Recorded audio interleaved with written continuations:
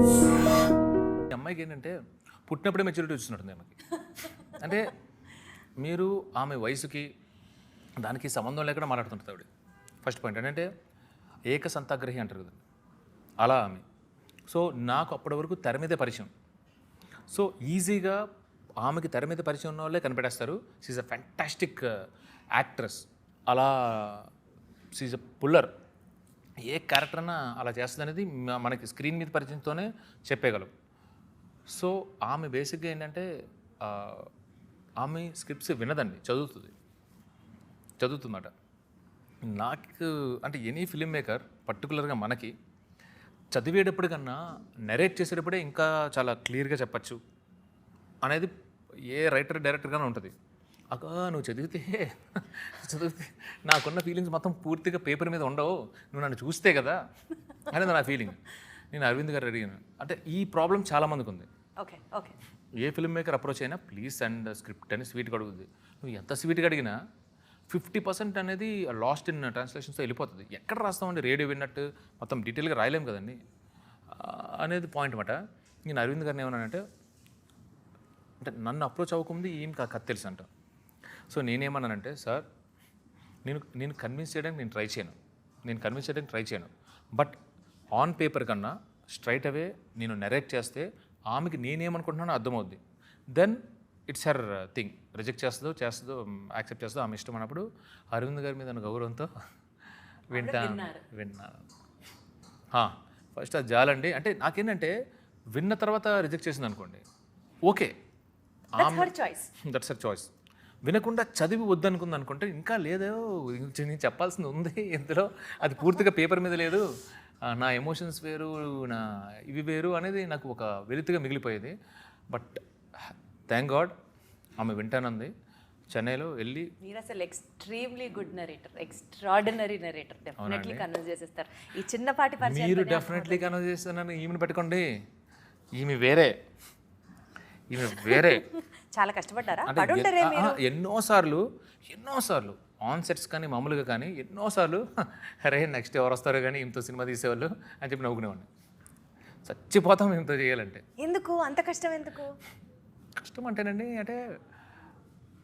అంటే ఆమెలో నేను అదే చెప్తానండి, ఆమెలో అంటే మనము ఇప్పుడు సుకుమార్ గారు ఉన్నారనుకోండి, ఒక సీన్ని 10 రకాలుగా ఎలా ఆలోచిస్తారో ఈమె కూడా ఆమె సీన్ని అన్ని క్యారెక్టర్స్కి లింక్ చేసి, ఆమె ఒక డైలాగ్ అన్ని క్యారెక్టర్స్ ఇంటర్లింక్ చేసి ఆ సిచ్యువేషన్కి అది కరెక్టా రాంగా ఇన్ని రకాలుగా ఆలోచిస్తే అన్ని డౌట్లు మన మీద వేస్తారు. మనకే డౌట్లు వచ్చేస్తాయి. బట్ ఇంటెన్షన్ అంటే మొత్తం ఫోకస్ అంతా సినిమా మీద ఉంటుంది. ఇట్స్ వెరీ గ్రేట్ అండి. మై కో రైటర్ ఈమె. ఆమె ఒక డైలాగ్ ఆమెది కాదు, అది సినిమాది. అద్భుతం అసలు. సో డెఫినెట్లీ డైరెక్టర్ పేషెన్స్ కి పరాకాష్ట, but still that will be the best. వేరే లెవెల్ అండి. అంటే నన్ను అడుగుతున్నాను కదా, నన్ను అడిగితే అంటే ఇంకా తర్వాత ఎంతమందితో వర్క్ చేసినా కూడా అర్థమవుతుంది. రైట్. సో ఎస్పెషల్లీ ఈ సినిమా మ్యూజిక్ గురించి మాట్లాడితే, సాంగ్స్ ఇప్పటి వరకు రిలీజ్ అయినవి ఏదైతే ఉన్నాయో అది అమేజింగ్. ట్రైలర్ చూసినా సరే, బీజిఎం కానీ. దేవిశ్రీ ప్రసాద్ గారికి కమ్బ్యాక్ చందు గారి సినిమాతో వచ్చింది అని అంటే, కమ్బ్యాక్ అంటే నేను అసలు ఒప్పుకోనండి. సీరియస్లీ జనాలైతే టాక్ అలాగే అనిపిస్తుంది. 1 month బ్యాకే పుష్ప వచ్చింది. Pushpa 2 when compared to Pushpa 1 there is a huge difference. ప్రజలు అంటున్న మాట ఇది, నేను అంటున్నా, నా పర్సనల్ ఫీల్ కాదు. అంటే నేను అదైతే అసలు ఒప్పుకోను. Especially for love songs if you have to talk. Fast beat songs లో డించాక్ డిఎస్పీ గాని కొట్టేది లేదు. అంటే ఆయన దగ్గరికి అప్రోచ్ అయినవి లవ్ స్టోరీస్ అయితే లేవండి. But when it comes to love stories ఇంకా దేవి గారిని కొట్టినైతే లేదు. ఇది నాకు ఈ పాటలకి ఇంత అద్భుతమైన రెస్పాన్స్ రావడం నాకు కొత్త, ఆయనకు కాదు. సో నాకు అంటే నేను అదే చెప్తాను. అంటే ఇక్కడ you were very specific about the love tracks. మ్యూజిక్లో మీ ఇంటర్ఫియరెన్స్ కూడా చాలా ఉంది. You were like too personal about music అన్నది మేము విన్నమాట. అది అందులో డౌట్ లేదండి. నాకు మోర్ దెన్ ట్యూన్ కన్నా నాకు సాహిత్యం మీద, అంటే లిరిక్స్ ఎలా వస్తాయి, ఇక్కడ ఏం పడాలి అనే దాని మీద నాకు ఇష్టం. అయితే నాకు నేను ఒక స్టేట్మెంట్ ఇచ్చి స్టార్టింగ్ అయిపోయాను. దేవి గారు అర్థం చేసుకునేంతలాగా ఈ కథని ఇంకా వేరే ఎవరు అర్థం చేసుకోలేదండి. ఆయన ఎంత అర్థం కాకపోతే ఇంత బ్యూటిఫుల్ ట్యూన్స్ వస్తాయి. Is a master in it.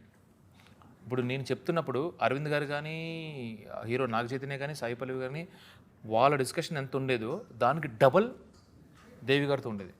నేను ఇలా నెరేట్ చేస్తున్నప్పుడు అంతా విని విని విని విని సార్ ఇక్కడిది అంటే నేను ఆశ్చర్యపోయా. ఈ లెవెల్ ఆఫ్ ఇన్వాల్వ్మెంట్ ఉంటే ఇంకా అసలు ఏం కావాలో ఒక డైరెక్టర్కి మీరు అర్థం చేసుకున్నట్టు ఈ కథని ఇంకెవరు అర్థం చేసుకోలేదని అందుకే ఇంత బ్యూటిఫుల్ వచ్చాను. అసలు మీరు చెప్తుంటే చందు గారు ఎవ్రీ డిపార్ట్మెంట్లో ఉన్న యాక్టర్ కానీ మ్యూజిక్ కానీ ఏది చూసుకున్నా కదండి, సరే మీరు టాప్ నాచ్గా అర్థమవుతుంది. మీరు ఇప్పుడు విజువల్స్ చూస్తుంటే చూడండి ఎంత బ్యూటిఫుల్గా ఉంటాయంటే. అందుకే మా శ్యామ్ దత్ కానీ మా నాగేంద్ర కానీ ఆ డిజైన్ ఇచ్చినప్పుడు వాళ్ళు తిరిగిన ప్రదేశాలు ఈ కథ ఇక్కడ జరగాలి అని చెప్పి లొకేషన్స్ ఆర్ సో ఇంపార్టెంట్. అక్కడ తీసిన విధానం నేను ఇంత తీస్తా నేను ఎగ్జైట్ అయిపోయి. బట్ ఆడియన్స్కి ఏం కావాలి అనేది కట్ చేయడంలో నవీన్ ఈజ్ అన్ ఎక్స్పర్ట్ అండి. Seriously I'm blessed. అసలు you have a beautiful team around you. Enjoy చేయొచ్చు మళ్ళీ అంటే పర్సనల్ రిలేషన్స్ కూడా అందరితో బ్యూటిఫుల్ తెలుస్తుంది కదా, face is the index of your mind and the happiness you have in your heart is been reflected on your face. Such super confident గా ఉన్నారు మీరు, అర్థమవుతుంది. Nice nice nice super. మాకు కూడా ఎక్సైట్మెంట్ వస్తుంది తెలుసా మీ ఎక్సైట్మెంట్ చూస్తుంటే. మా ఊర్లో ఉన్న కుక్కలన్నీ ఉత్తరానికి తిరిగిపోస్తే ప్రపంచ పటంలో పాకిస్తానే ఉండదు. అది అసలు ఆ డైలాగ్కి అసలు ఇంట్లో కూర్చొని టీవీల ముందర ట్రైలర్లు చేసింది అది చెప్పట్లో. అంటే ఒక పక్క patriotism, such a great patriotic feel, Pakistan related cinema అని అర్థమవుతుంది. ఇండియా వర్సెస్ పాకిస్తాన్ అని ఒక హింట్ లాగా అనిపించింది ట్రైలర్ చూసిన తర్వాత. Followed with love story. Followed with love story ఉంది. బేసిక్ లవ్ స్టోరీ అండి.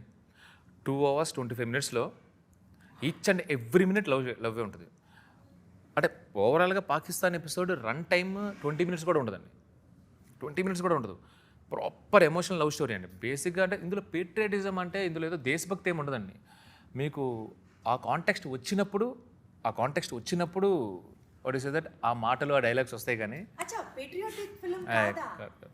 అర్రే ట్రైలర్ చూసి మమ్మల్ని అందరూ లేదంటే ఇప్పుడు మనం ఎంత అంటే మనం ఇప్పుడు పాకిస్తాన్లో ఉన్నాం, ఎంత భరిస్తామండి when it comes to mother India అన్నప్పుడు ఆ కౌంటర్ ఇచ్చేస్తాం కదా. అలాంటి కౌంటరే తప్పితే వాళ్ళ టీంని అక్కడ ఉండి అక్కడ కట్ త్రోట్ క్రిమినల్స్ మధ్యలో వాళ్ళ టీం ఉన్నప్పుడు వాళ్ళని కాపాడుకోవడానికి వచ్చినప్పుడు సన్నివేశం వస్తుంది తప్పితే ఇట్స్ నాట్ పేట్రియాటిక్ ఫిలిం. ఇది ఆ ఇన్సిడెంట్ అప్పుడు హీరో రియాక్ట్స్. అది గుజరాత్లో ఉన్నప్పుడు అంతే, డీమచ్చలేసం వాళ్ళ ఊరిలో ఉన్నప్పుడు అంతే, పాకిస్తాన్లో అంతే. That's it. ఇప్పటి వరకు అది ఒక పేట్రియాటిక్ ఫిలిం. అసలు లవ్ స్టోరీ ఒకవైపు, పేట్రియాటిజం ఒకవైపు, అసలు బీభత్సంగా కాంబినేషన్ అనుకుంటున్నాం. సో ఇప్పటిదాకా క్లారిటీ ఇచ్చారనమాట. రైట్. ఎమోషనల్ లవ్ స్టోరీ అండి. ఎవరు ఎక్కువ చేశారు అనేది అంటే మీరు బయటకు వచ్చిన తర్వాత ఇద్దరులో ఎవరు అనేది మీకు కన్ఫ్యూజ్ అయిపోతారు. అంత బాగా చేశారు ఇద్దరు. బన్నీవాస్ గారు ఈ సినిమా గురించి మాట్లాడుతున్నప్పుడు 100% 100 crores క్లబ్లో నాగ చైతన్య గారిని నిలబెట్టబోతున్నాం అన్నట్టు he was super confident. Okay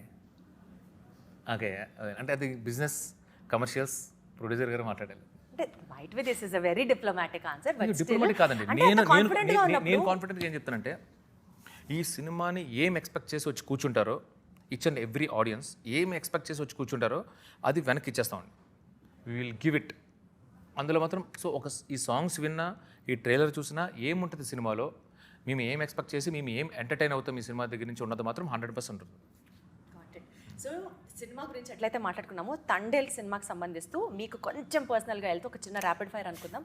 I want it in a very Swift way. I ask the question. చెప్పండి. మీరు అసలు కుమ్మేస్తారు. నాకు ఫుల్ కాన్ఫిడెన్స్ ఉంది మీ మీద కూడా. డెఫినెట్లీ ఫుల్ ప్రిపేర్డ్ ఉన్నారు. ఫాస్ట్గా చేస్తేనే దీనికి కిక్, గంటలు అయితే కాదు. ప్లీజ్ కొన్ని ఎక్స్క్యూజ్ ఇవ్వండి. చెప్పండి. ఓకే, 1 minute దట్ ఇన్స్పైర్డ్ ఈ తండేల్ నేను చేస్తున్నాను అనుకోవడానికి ఏంటి? Love story. తండేల్లో లాంగెస్ట్ షూట్ చేసిన సీన్? స్టామ్ సీక్వెన్స్ అంటే ఎక్స్ప్లెయిన్ దట్. అంటే ఇంటర్వెల్లో వచ్చే ఒక స్టామ్ సీక్వెన్స్ ఉంటుంది. అదే స్టామ్ సముద్రం మధ్యలో. అది ఇంటర్వెల్ బ్రేక్ అన్నమాట. ఓకే, కొన్ని ఇట్లా మాకు దొరుకుతున్నప్పుడు బ్రేక్ ఇవ్వచ్చు, పర్వాలేదు. సో సినిమాలో మీరు బాగా రిలేట్ అయిన మీ పర్సనల్ లైఫ్ ఇన్సిడెంట్ ఒకటి చెప్పాలి అంటే? దూరంగా ఉండి చాలా రోజుల తర్వాత కలుసుకునే ఇన్సిడెంట్ పాయింట్. మీరు అది బాగా కనెక్ట్ అవుతారు బికాస్ మీరు సర్ప్రైజ్లో ఇష్టం కాబట్టి మీకు.